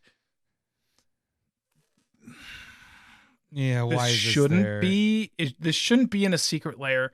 This might be the worst card included in a Secret Lair at this point. It's the Right? worst value of foil I've ever put out. Like I was Okay. like, value is 5. Like I gave it Maybe. 5, which it shouldn't be, but I gave it. I'm like 2, 1, maybe. who's gonna Okay. sell this? Like I don't know. Anyways, And like you said, you have Island, which the art is awesome. yep, Let's $15 to not doubt $20 this. right This there. is my style. I enjoy this. The island looks awesome. And again, basics tend to go that 15 to 20 route, right? Yeah, that's Okay. This So is given right there. So technically your value's right there. And then you have Ghost Quarter, which only has 2 other printings of foil. One is fucking $60. The other one's Innistrad, which is 15 to 20. It's 15 to 20. All right. So this one will be about that 15 to 20 range as well, because And it's a I used like- commander card. It's Yep. highly used. It's my choice for land removal on the land, because for me, strip mine's a little mean, unless I'm in that theme or something of destroying lands. But just being mean. yeah, and I am, but like When aren't Wasteland you? is Yeah. is still really good. Ghost Quarter feels right. Yeah. And This is kind of a cool art too. It's just like, I don't know. So I'll it's at one of the least cooler ones. use Ghost Quarter. Yeah. I have it in a couple decks at this point. But the big guy. The big guy. banger here is Concordant Crossroads. No, wait, say it right. Concordant Crossroads. I can't say it like that. It's not. I can on the Breakpoint video. It's You guys can watch that video. Concordant. Concordant. Well, maybe I don't know why I said Concordant. Yeah, you said Concordant. Concordant. Yeah, you said it. Yeah. When I'm by myself, so I'm like, how would I say this? Well, Concordant. All right, and I don't have a kick in and read button with me. Can't even read. Which I should have done that, but I was like Concordant, and then I put out our video, and then all of a sudden I see that Jake and Joel also have they're doing the similar thing. I'm like, damn it! And then I got to that one, and I like listened through this little bit. I was like, oh, that's how you say it. Shit. Whatever. If you guys want to hear somebody say it really funny, check out our Breakpoint video on our YouTube I channel. couldn't repeat it. I don't know how you said it still. Hey, do you like how I used the X-Files in the beginning? I cut that whole beginning up, and that's the new intro, so it should make making them easier. But anyways, that's you're doing great. So this only has 2 printings. None of them are foil. No. First one is Legends, which is like $200, $400, whatever it is. Then you have Chronicles, which is a $50 card. So this is a good card. Like it's an enchant world, which you don't see very often. And it's all creatures. All right. Yeah, I kept it that way too. So all creatures have haste. It's a 1-drop enchantment. It's going to be used in Commander. Now that this is getting reprinted here, I could see it getting used a little bit more. I think it definitely gets used. Yeah. So, I mean, so this is one of the higher breakpoints because the hard part is not knowing where Concordant is going to fit in. Where it's obviously going to drop down quite a bit when this gets dropped. It's going to be probably in that 20, 25 range. I'm not sure if it will. You don't think so? I think it will drop down. I mean, think of the Phyrexians, the Praetors. Yeah. Those all got down to $15. You know, they've gone up since. But they were like in the $20 to $25 range at that point. So they dropped. Not Vorinclex. Vorinclex was like a 40 plus. Was it at that point? Yeah. I'm just thinking like, so you had an all out like, but that one was fucking money, right? But think of this though. Vorinclex, yes, that one is money. Yes, that is actually a very good point. Actually, right, you're hitting me with that. It's a very good point. The Praetor one was money, but it had been printed. That was why when you saw the four like Atraxa, Brea, Yidris, I expected the other two just because you saw those. It's like fulfilling a cycle. Like the Praetors were fucking money. This is like questionable, but I'll buy it because of Crossroads. Right. Yeah. No, and the thing is I have this as a breakpoint of 3. Yeah. Because the value is at 90. But again, does this become better than the other ones? I mean, no, there's the nostalgia of Legends and all that stuff. But this is the first foil printing of it. So it's not going to go more than the Legends version. Right. But it could might go get higher more than Chronicles. It could. Chronicles, or at least equal to. Yeah. It's not going to happen right away, so you could potentially pick this up. But yeah, this one has a value of 90. After fees and everything, 71. So after you buy 3 of these, it pays for one of them. And that's going to happen pretty quick with Concordant. I had somebody last night on Proxy Time. I forgot who it was that was watching. What the fuck did I say? Shit, I should have wrote it down. It was I was talking about blending. Hold on. True story, bro. Thank you. Yep. They were gonna name their kid off of one of my words that I said, and then they got into like, you should name your kid. I don't remember what the word it was, but it was blah blah blah blah blah blah blah. And then somebody else jumped in and was like, that sounds like a kid that's gonna be shoved in a locker. I just wish I remembered what I said because it was something with blending or something blended or I don't know. It was a fucking fantastic name, and I was like, I like that name. And then, it was when somebody's mean about it. Yeah, well, we'll still do True this. story, bro. All right. All right. Next one. Let's move on to one of the other Artist Series Wayne Reynolds foil edition. Well, I'm looking at the foil edition. All right. I'm not gonna read the overview because it's the dwarf set. All right. Oh, that was a big. Yeah, this one is big moan right there. Yeah. Okay, so we have SRAM, which has been reprinted multiple times in the last like 2 years at this point. But excuse me, first time in Secret Lair. Then you have Balthor the Defiled, which is a good foil to reprint. Yeah, it's only had 1 foil printing. And this is like pay 3 black, exile it, return all red and black creatures from your graveyard to the battlefield. This is a sweet one. I like that one a lot. You have Torbran, Thane of the Red Fell, which is also a sweet. It's a good card. It's just dwarf. Yeah, it's just not very expensive. Yeah, yeah, correct. And then you have Depala Pilot Exemplar, which is also not very expensive. not very expensive. Yeah, so like SRAM was and would have been a good reprint if they hadn't reprinted it 3 times in the last year and a half. And Torbran, what did Torbran got? Torbran, I just want to see. The reason why it got printed a shit ton, because it was the Throne of Eldraine is when it started with all that. So they got 1, 2, 3, 4, 5, 6, 7 printings in just Throne of Eldraine. So that's why that card isn't that expensive. Because I mean, the 3 red makes it really tough. Like, it's a fantastic card. It's really, I like that card a lot. It's in a lot of my decks. If you put it at like Balthor the Defiled CMC of like 2 red, 2 colorless, this card is played in a billion more decks and actually becomes worth the card. Yeah. So that all being said, the Balthor is the only card that's like worth anything. The non-foils are 11 and the foils are 60. It's not going to be there. I think actual is going to be 20 for that, to be honest with you. All the others are between $5 and $10. So you're looking at a total value of about 78 minus fees is 48. So again, you're looking at a break point of like 6 or 7. This is a lot to get to break even. Yeah. This is not something I'm interested in buying.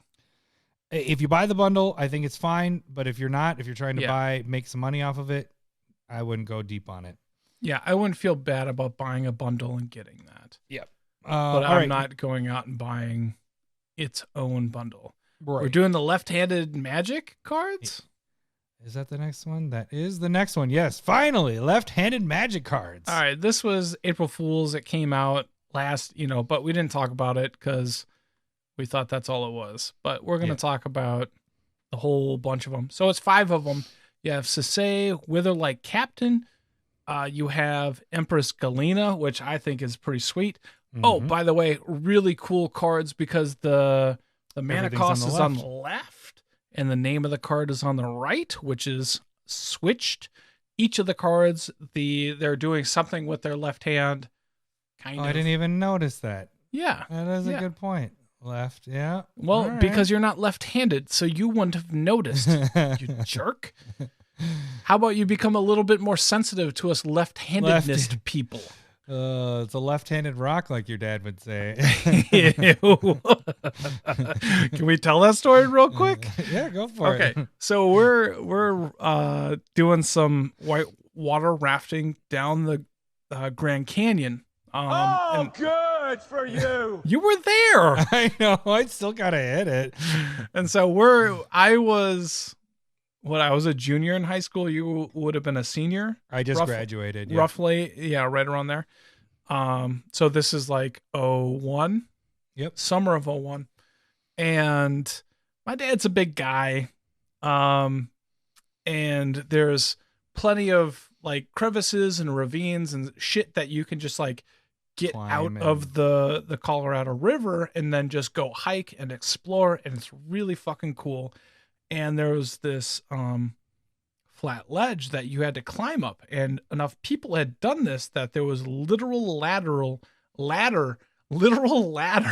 It's hard to say. Say it. Lateral. That had been carved into the side of a sandstone wall. Yep, I'm getting drunk. Getting drunk. Getting drunk on your birthday. And my dad, who is left-handed, tried to climb up. He was? He couldn't. Did he change from left-handed? When did he not is left-handed. Okay, there.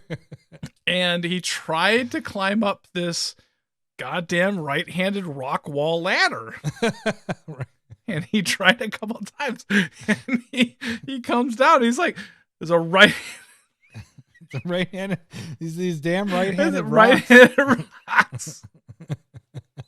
And we all fucking lost our shit. All of us cousins. Guys, there's left and right-handed rocks out Me, you, Jake Grant, Nick, Yeah. we just all lost our shit because we're inconsiderate assholes in like high school. And the older I've gotten, the more I understand. you understand his The pain. more I understand. Are you're left-handed? I am. Not in everything, and that's why it's not as big of an issue for me. You But can handle those right-handed rocks. It's right hand is my strong hand, but my left hand yeah. I use for writing and eating. Masturbating. No, that's my right hand. My strong hand. I need the endurance. Why do you think it's strong? It got the grip. Got that kung fu grip.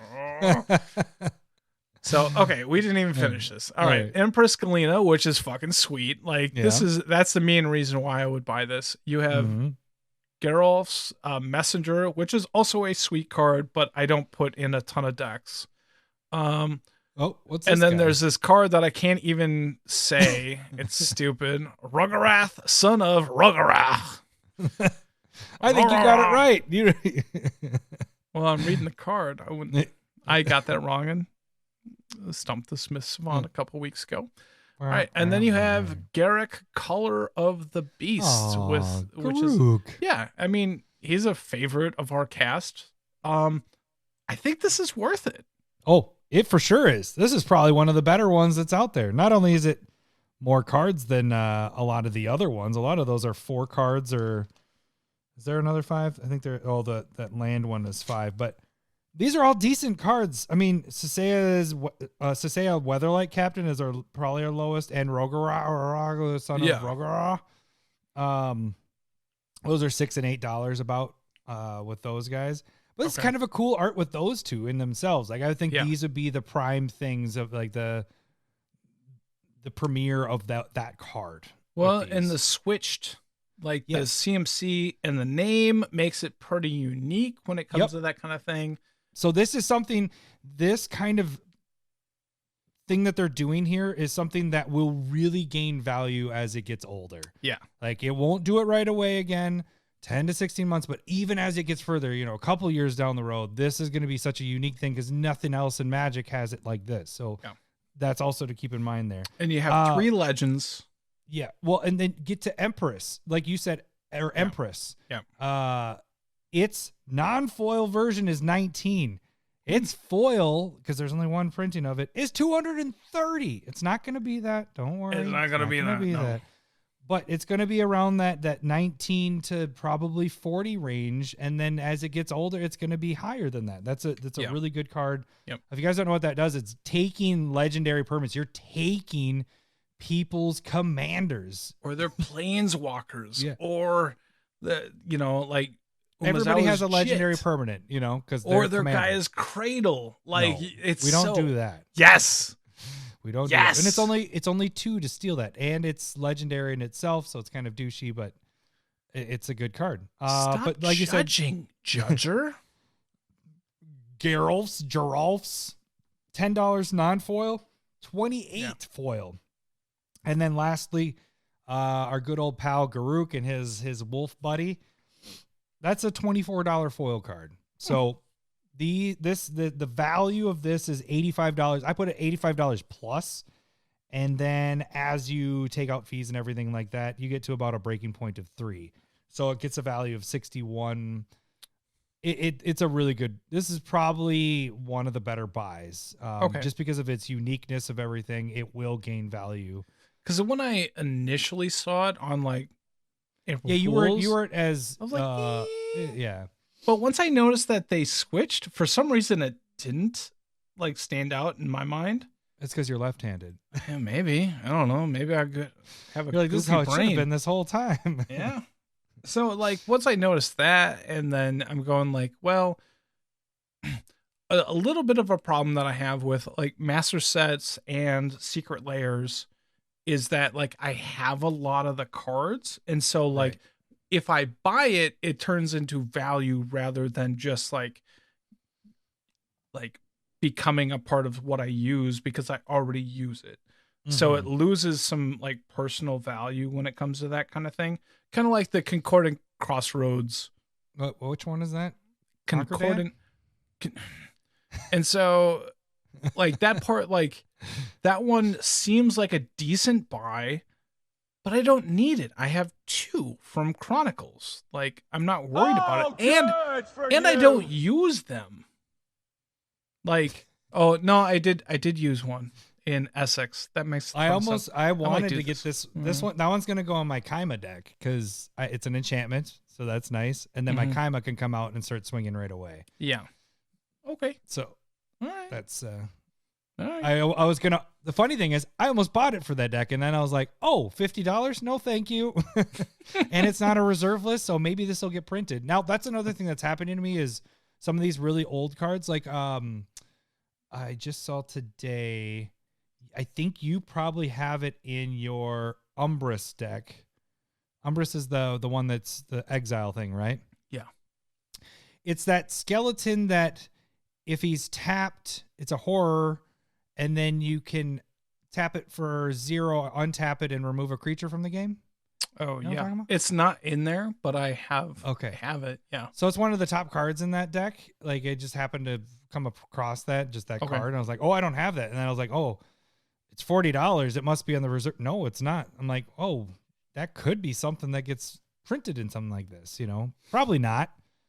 It's not that much use, because Umbris is Eater of Days. Yep.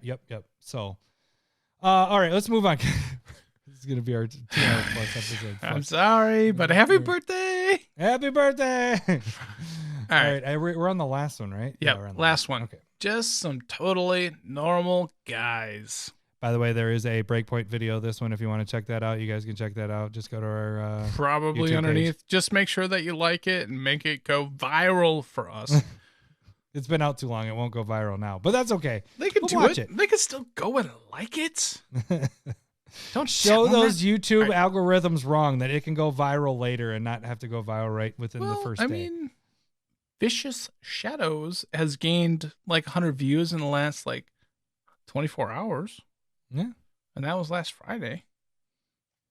I don't know. All right. Oh, good. That's for not a you. good for Good you. for It's us. a good for us. Us. Yeah. All right. All right. We're on the same page. All right. So, okay. I already said this. Totally normal, guys. This is going to be Collector Oath. These are all hate cards. Kind of. I guess. All right. So it's Collector Oath, which shuts down artifacts. You have Goblin Settler, which is destroying target land when it ETBs. And this is a fucking like $40, $50 card, right? Yes. You have Vengevine, which is bipolar in price. Like it hops up to $40, $50, and then they ban something, and then it goes down again. And then it goes up, and then it goes down, up and then when it it goes gets up. broken again. So this Vengevine is in there, and then Void Winnower. All with crazy art. Crazy art. Not really my style. Goblin Settler looks like a angry Yoda in a way to A me, little bit, doesn't yeah, it? for Like sure, for sure. and then, No, it's he's a red, Yoda head. or he's a red lantern from Star Wars. All right, just mixing. All right. Mixing. All right. So So this one Yeah. it's pretty good actually, to be honest is with you. it? Void Winnower is a good card. Like your non-foil, I just like seeing you bum jugging, drinking that. It's that jug there. fine. Yeah, it's fine. Void Winnower, non-foils are 15. Okay. Foils are 24. Like that's Yeah. just it's a commander card right there. Yeah. Collector Oath. I don't like this art. It's interesting. It's different. It's interesting. different. It's Minnesota interesting, as in I probably won't get it. I mean, I got it with the whole thing, but am I going to buy a second one of this? Collector Oath was printed in the first Modern Horizons. Yeah. So, but that was when they had the regular foil drop rates, and now they've increased them. So that is a $35 foil card, a $6 non-foil. So get It's around $6 that $30 non-foil? I did not Yeah. know that. All right. Vengevine is 11 and 16. Like you said, it gets broken, it goes way up. It gets something banned because of that brokenness, and then it goes down. So it's just all over the place. But right now it is $16. The wild card in this, and I did this in the short breakdown is Goblin Settler. Now, the reason why this is unique is because it was only printed in the portal or the starter deck starter series. deck. Starter deck. So which is how I compared it in the video is to 3 Wishes, which was printed in Commander Legends. That was printed in a portal series. That was a $50 card at one point. That's what this is. It's a $50 card. It did not have a foil printing. I'm guessing this one's going to be more around that $20 range. That seems right. Yeah, okay. So because like 3 visits is what, like $6 right now? Yeah, but bless you. Thank you. Or nothing happens. No. But the full art foils are, what are those at? Actually, I should check that out. I think that's why I based it at 23. Is it 3 visits? Is that what it is? Or is it? Yeah, it's 3 visits. I think I said 3 Wishes the first time. Oh. Yeah, 3 visits is a $15 full art foil. So that's probably a good guess. About $20 for the Goblin Settler. I'd probably be around that range too. Yeah. Yeah. I think that's a good, because I mean, it does do something pretty unique with the destroying a land. Kind of hateful, but it's a creature that ETB destroy land. Yeah. So value is 94 minus fees 73. So it has a breaking point. It also has a breaking point of 3. So we've had 1. So out of this, you have 1, 2, 3 that are for sure breakpoint 3s. Wild card in this is the Atraxa one. Realistically, putting our human thoughts and feelings and our brains into it, we think that's probably a 2 or 3 as well. Currently, it is not, but what I think is going to happen, it will get up there. So, all said and done, there are the bundles. I'll go over that just really quick because we just got to get into our last stuff here. I went with a foil bundle, $248.99. You get all that stuff. You can do the bundle, which you get the non-foils and the foils all mixed in there. That's $368. You could do the non-stop non-foil, $148.99. I just went with the foil bundles, and then I picked up those ones that I told you, breakpoint 3s. I picked up a couple of them. 2 of them I picked up 2 of, so that was the new Capenna, so the Atraxa one, and the left-handed ones, and then I picked up 1 extra of the other 2 breakpoint 3s, which was this last one we talked about, the guys, just some totally normal guys, and the Concordant one. You know, Concordant. Don't. Hey, when I say it wrong, I gotta ride with it. I gotta Just die on own that it. hill. It's just fucking. All right. It's a Concordant, man. Like those. Are you almost done with that jug there? Do you have anything else after that? You're gonna have to start doing some Malort. Nah, I got plenty in here. All right. I like that video that Ibukaki. He took some Malort this last week. Did. And gave you a Malort's shout not good. It's not good. All right. So that is our opinions on all that stuff. You guys can check out the breakpoint videos for more if you guys want to see that. Like it gives you the numbers, the number breakdowns of them really quick in a minute. Can give you an idea. I typically do the ones that I think are the most value, and then if I have time, I'll get to the stinkers as well. But then that kind of seems like a waste of time, but we'll see. So, all right. What are we on? We are on Staple Versus. Where's my Staple Versus? I got Stump the Smith Savant. There it is. Round 1. Excuse me. I believe you have my stapler. Fight. Staple Versus. All right. What did we have last week? We had quite the battle last week, didn't we? What did we have last week? Something that I won at? Archaeomancer's map. Oh, yeah, I probably didn't.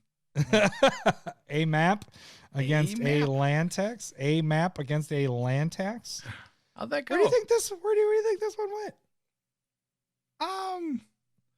I feel You like had to guess percentages. I feel like there's a lot of unenlightened people out there.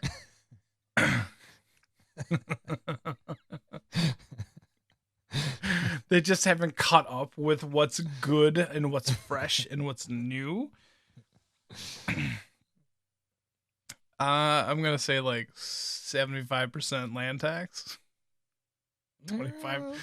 Let's see. Okay, so let's start with good old Twitter. Okay. Twitter actually had a very low vote rate last week, lower than it's like dropped off for some fucking Twitter void. Yeah. Everything else stayed higher, but for some reason Twitter didn't follow suit. Twitter had though 73% for land tax. Mm-hmm. Okay. But remember, low voting, so that doesn't really matter too much. The movement. Yeah. All right. It was the lowest voting of the three, which is the first because Discord is normally the lowest because it's just less whatever. people. Yeah. So, but it's more people interacting with us and like a tenth the amount of people that we have on Twitter. Whatever. We have what? Like 20% of what ratio, of what Twitter? Like Twitter to Discord, and then it's like 100% the same. I was about to say 3,000% more interaction. But anyways, okay. So Twitter, YouTube. Actually, let's just get this out of the way. YouTube and Discord, 64% for land tax. So land tax this one. All right. So I might as well just get my crown out now. Good. Good for you. Great job. This crown. Great job. Put that crown on. That's great. Happy for you. Week. I'm happy. That's what I want. I'm happy for you. I feel bad. It's your birthday. I want you to wear the crown. All right. Hey, AJ. I don't want relationship. I just want bang, bang, bang. I don't want to know your name. I just want bang, bang, bang. You're so drunk or so buzzed at this point that you said, "Hey, AJ," and played it, which normally you play it and then you're like, "That's for you, AJ," or "You're welcome, AJ." And then I just fucked it up. That isn't actually the whole thing you say. Anyways, let's get to, okay. Doesn't matter. If you guys don't know how this game works, is Lowery and I have two staples. One might be a staple, one might not. They both might not be staples, but we are going to. There is one spot left in this deck. Yeah, and you have to choose by voting either on Twitter, on YouTube, or on the Discord, if you're part of the Discord, which card you're putting in this particular deck. This week, we're switching it up. What are we doing this week, Larry? We're switching this up with Mill? So this is, who do you want to be your commander? For a because Mill deck. You want to play a Mill deck of some sort. It doesn't have to be, you want flexibility. You trying to, but I'm just trying to throw it in there. Yeah, you're trying to get your side right away. I shouldn't let you enter. This is why you don't introduce things, Larry. You can't set it up because you cheat. Choose Phenax.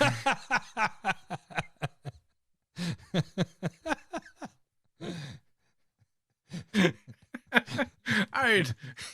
Good setup. So we're going for Legends. You're sitting down. You want to play a Mill deck, but you don't know who to choose.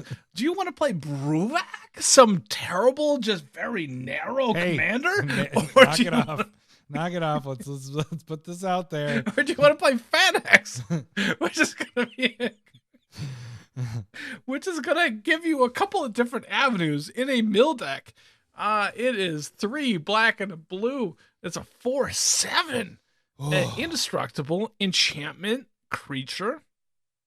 It doesn't become a creature unless you meet some sort of thing. So whatever. You can't tap for its.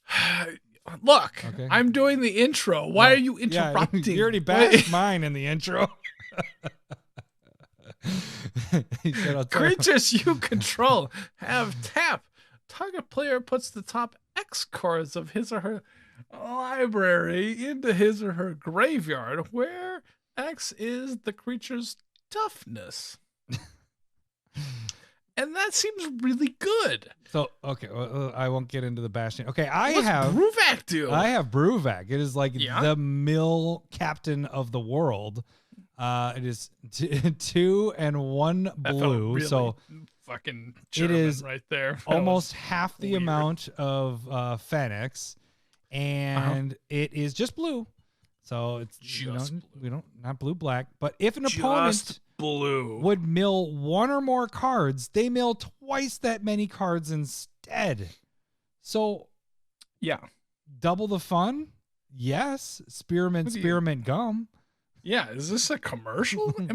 Am I in this? I don't need to. So here's the thing. It's a 1/4. I don't care about big butts on this. I do not lie. This thing will mill the shit out of you. This thing has 2-card combos pretty much. Things like Maddening Cacophony. I don't know. That card doesn't go in any of my decks. Yeah, because you play a mill deck. We're talking about these two. We're talking about these. I want to play an Umbris. Umbris is a mill deck. I wouldn't play that there. It's a bad mill deck. It is. That's what we should have done. We should have done Bruvac against Umbris. That would have been good. So Fractured Sanity, Traumatized, Fleet Swallower, all those cards are like, you play that and it's like, I heard it's Skeet Swallower. Skeet? What? Yeah, that's semen. Well, I didn't say Skeet. Chappelle Show. Oh. Yeah, but that's Skeet Swallower is a. Damn it, I'm not even on the wah button. I would totally hit that right now. Oh man. It's on the mill color. You have blue. There's enough blue. And I can tell you, I have both of these decks as mill. Yep. Super boring. I don't play Phenax anymore once Bruvac came out. So there's that. But you didn't take apart Phenax, right? I want to because it's so bad now. See, the problem that you have with not taking apart Phenax is it's a little bit different. It can be a little bit. There's a bunch of different avenues that you can do with Phenax, which is because of the black part of it, where you can reanimate. There's a lot more options. There's some added mill options that you can do in there, which is pretty. But they also have they also have summoning sickness though, so people are seeing it coming. Yeah, but you need to play some better cards. So. Are you not playing Lightning Greaves where you can just be like, I'm going to pay these 3 creatures and then move it over? Tap. I don't need to do that with my Bruvac. Move it over, tap. Bruvac's just out there, move and I'm over, like, tap. Cast it, and I'm like, hey, you're dead, and then cast. Look, I don't think I've seen Bruvac win unless I was helping them play whatever. I have won. You had 2 crabs out, and I was like, hey, everybody landfall 10? And then you're like, oh, I won accidentally. I was like, no, I let you win. That's how that happened. That's bullshit. I will say the first 3 times I played Bruvac, it probably won 2 out of the 3 times. And then after that, it was like, Bruvac needs to die right away, especially number 2. There's another number 2 deck where if I play Bruvac, he's like, kill him now. Yeah. I've come to learn is Adam decks is anti number 2 decks is what they turns out to be. But anyways, you don't need the black. Black is just pointless for mill. If we're just talking about specifically mill, get rid of the dead weight and screw black. Just use blue because there's enough blue. I'm telling you, there's enough blue to mill the shit out of everybody at once. I can agree with what you're saying if you want to build a boring deck. And that's boring. what Bruvac is. It's not boring. Bruvac, the same mill cards that everybody else plays. It's mill. There's a lot of different avenues. No. There are some avenues that you can play when it comes to mill. You can do. I would just say. What are you doing? Build a better deck. I would just say build a better. Like Phenax. Build a better deck. That, because what you can do with Bruvac fits in a Phenax deck, which would absolutely boost what's going on. You need Bruvac to be in there because otherwise it's just a bad deck. You don't need it to be. You know what? The part that sucks about Phenax is it's one player typically targeting. So you're taking out one player. You succeed normally. That's the problem I always had with Phenax, and that's the thing that's different about this is I have both these commanders. Reason why Phenax doesn't get fucking played anymore is because you have to kill one person, and once you kill that one person, everybody kills you because you've already milled one person out. The problem with Phenax is normally there is a recursion player, and so the multiple times that you like, I always deal with the graveyard. And so if you do have somebody dealing with the graveyard in your play group, mill just isn't going to be a good option. In general, Bruvac's going to be bad. Phenax is going to be bad. I'll admit, Bruvac's going to be bad. No, Bruvac with people with recursion, it kills people like that. It's not a. It kills everybody just happy at you once. can snap your fingers. What? I didn't drink a jug Good of job. beer. I can clap my hands. Yeah, Good job for me. Don't spill your beer, buddy. Nope. Here, it's good base. Let me do this again. Hold on. So like when I was using this cup earlier, it is one hand on it at all time. I have this cup ready for it has a good base, a good solid base, and that's going to be in the future. What's going on? Lots of. Okay, so Phenax.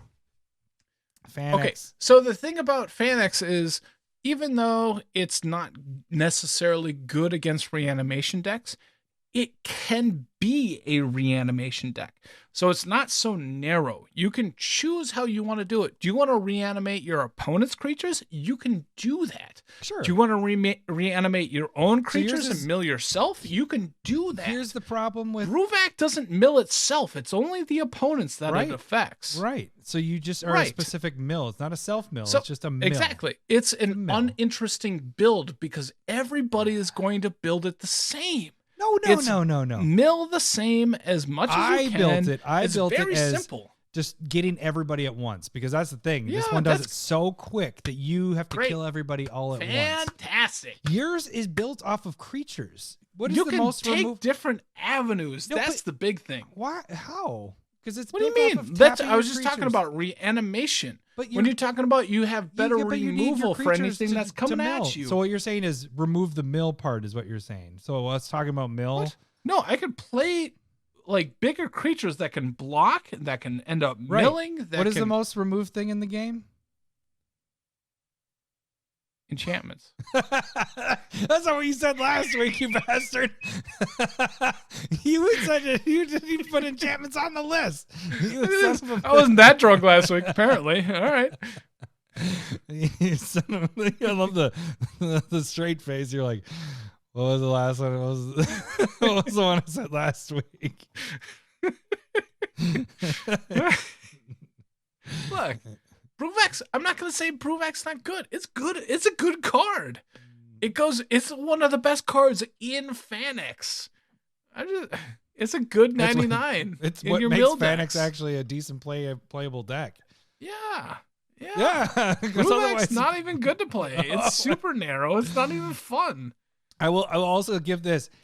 You probably would have had a better argument if cards like removing the legendary rule or multipliers like Sakashima or, like Mirror Box or Helm of the Host or Spark Double. If there wasn't so many other options of making Bruvac go crazy and just fucking kill everybody all at once, you would have a better argument if those cards didn't exist. If Bruvac was the only thing, but there's so many options now that you can keep making copies of this. And that's what ends up happening with Bruvac. Is that get them out? And then I'm like, all right, Spark Double. Then the whole table's like, fuck, we got to kill at least one of those. So they're all wasting their time to kill one. Oh, Sakashima. Son of a bitch. Okay, we got to kill one. Oh, Helm of the Host. Now I have 3, 5, 6. And then it's game over. It just gets out of control. Because again, Bruvac's this so isn't about good. what's best. It's about what you would rather play. What would you rather play? A super narrow mill deck that can't. If somebody's like attacking you aggro wise and you can't do anything about it, what are you going to do? I would just say build a better deck. I would say build a better deck. And so is Bruvac a better deck? And did you just moo? Grown in a mooing way. I didn't say yes. Is Phenax a more interesting deck? For sure. I will give you Phenax can be. You get 2 colors. You get black. So you have different options there. Yeah. You got different options. But it is going to be different cards. But yeah, you're playing different cards. Of course you're playing different cards because you're playing a creature deck. Like that's a creature built deck to mill. Yes. Yeah. Bruvac is a mill deck to mill.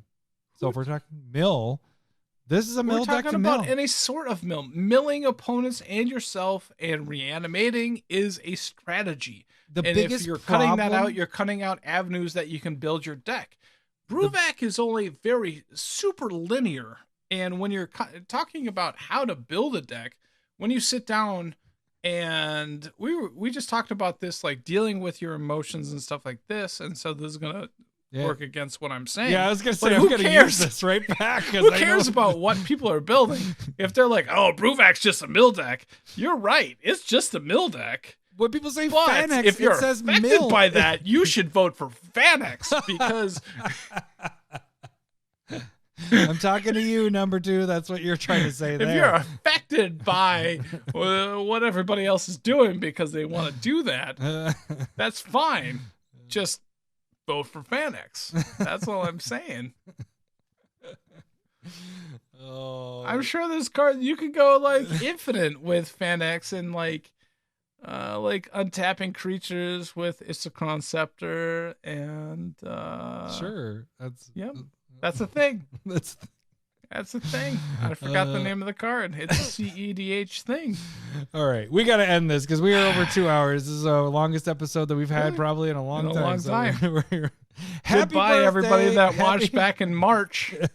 Happy birthday to Lowery. So this is Lowery's birthday episode, and you guys can vote for your choice, Bruvac or Phenax. You can vote on the Discord.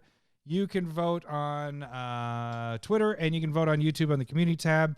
I will announce the winners next week. All right, guys, that should do it for this week.